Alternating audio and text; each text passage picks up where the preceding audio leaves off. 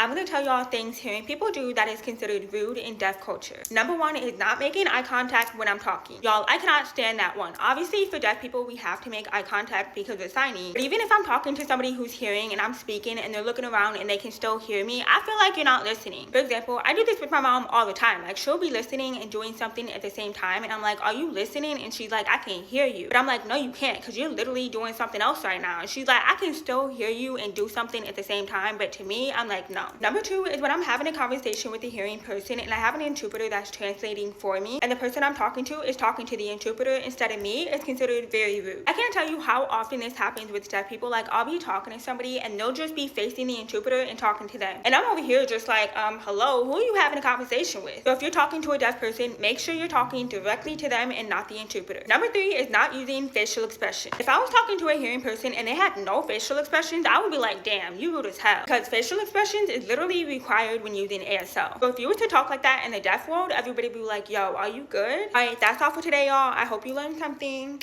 Bye.